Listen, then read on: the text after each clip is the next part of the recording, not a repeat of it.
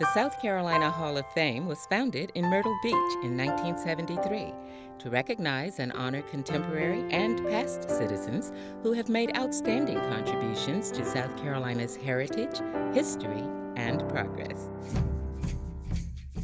King Hagler was a chief of the Catawba Native American Indian tribe from the early 1750s to his death in 1763. Known as the patron saint of Camden, he had a reputation as peacekeeper with other tribes and colonists, yet he was also known as a fierce warrior and a cunning leader of the Catawba Nation.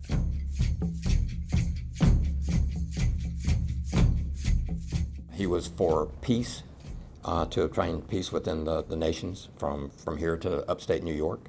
So he understood, that Native people were becoming the smaller of the group in America, and he understood quickly that that it was all about preserving the Native people that was going to keep the cultures alive. So peace was a way of making that happen. He was very passionate about his people, and he was a leader not by title but by action. He led his men into battle, and he was a warrior.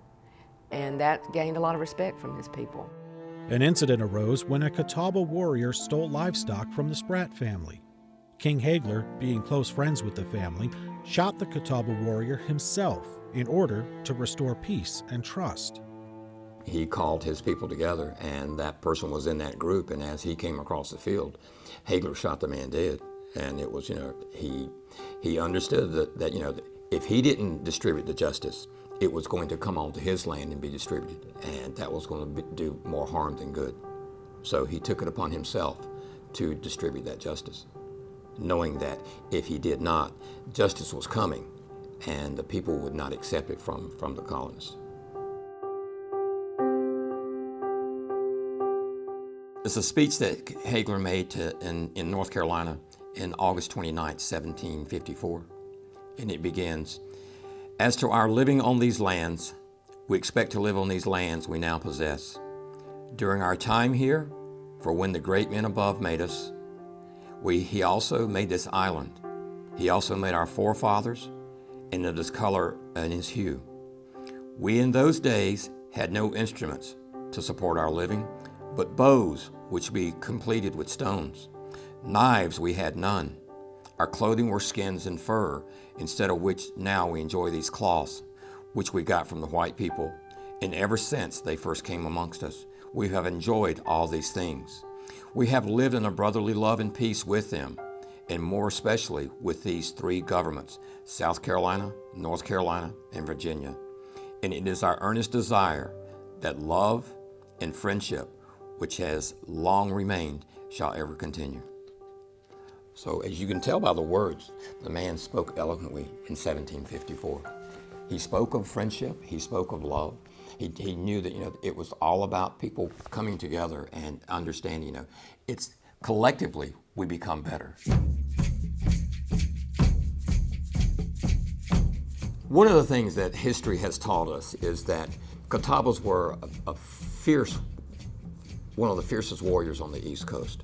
They were feared by many people, and so being feared by many, there was a benefit if you could get a Catawba scalp, because that meant you had survived an ordeal. There were several tribes who were at war with Catawba, and they were always looking to obtain a scalp. It just so happened that there was a group of Shawnee who had come out of the Ohio Valley on a raiding party, and they were looking for a Catawba scalp. They caught him between two villages, and he was ambushed and killed there.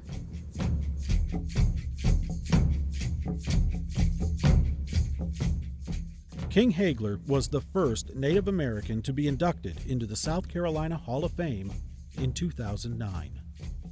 King Hagler was very proud of his people. He was very proud of what he was trying to do in a selfless manner, and he also learned that through sharing of cultures, you can take the best and still be proud of who you are and keep your culture.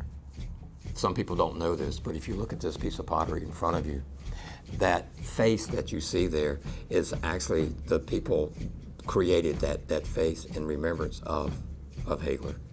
So you'll see this shape on a lot of pieces of pottery and different shapes, but that face stays the same, and it's Hagler's. It was their way of honoring him for his leadership. We've never had another tribal leader that's ever been encased in such way.